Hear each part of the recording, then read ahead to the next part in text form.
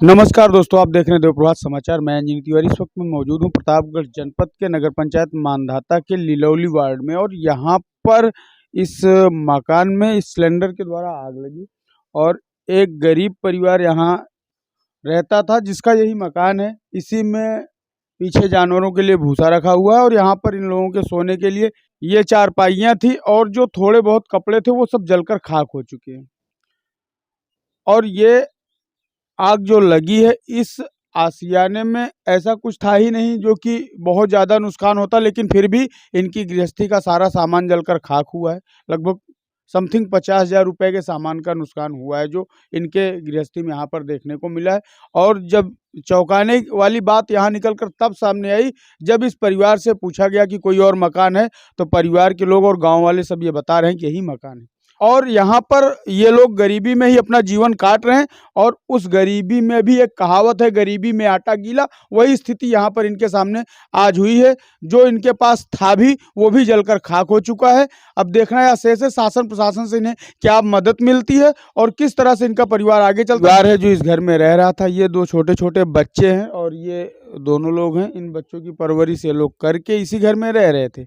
और सरकार द्वारा लगातार यह दावा किया जाता है कि हम गरीबों के लिए काम कर रहे हैं, गरीबों को आवास दे रहे हैं, गरीबों को शौचालय दे रहे हैं, गरीबों के लिए ही हम पैदा ही हुए हैं उनकी सेवा करने के लिए। लेकिन जब ज़मीनी हकीकत निकलकर सामने आती है तो सरकार के सारे दावे खोखले नज़र आते हैं, क्योंकि लापरवाही अधिकारियों की है, उनके प्रतिनिधियों की, ये वो जाने। लेकिन जो धरातल पर जो सच्चाई निकलकर सामने आती है वो चौंकाने वाली होती है। और जब ऐसी सच्चाइयां निकलकर सामने आती हैं, सरकार के सारे दावे फेल नजर आते हैं। क्या नाम होगा आपका? संजय कुमार पटेल। कैसे आग लगी?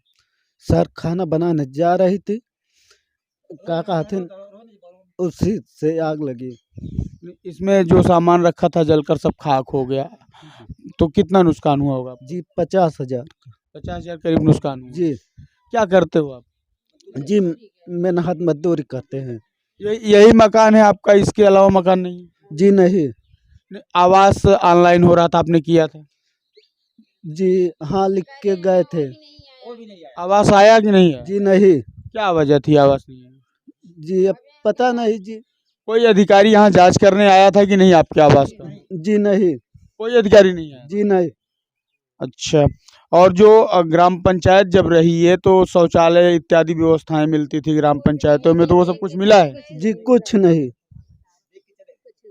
राशन मिल रहा है? जी सरकार द्वारा चलाई जाने वाली योजनाओं में सिर्फ इन्हें राशन मिल रहा है। ये छोटे छोटे बच्चे हैं, पढ़ाते हो बच्चों को? जी हाँ।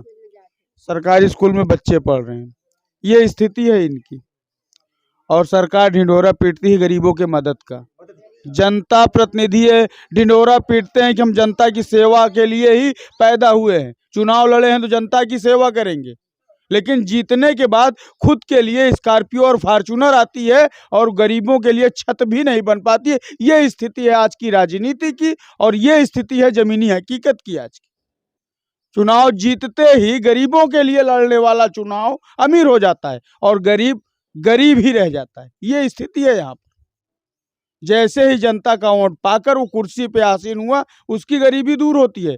लेकिन वो जब चुनाव लड़ता है तो दावे ये करता है कि हम गरीबों की गरीबी दूर करेंगे, और गरीब अपनी ही स्थिति में वैसे ही जीवन जी रहे हैं।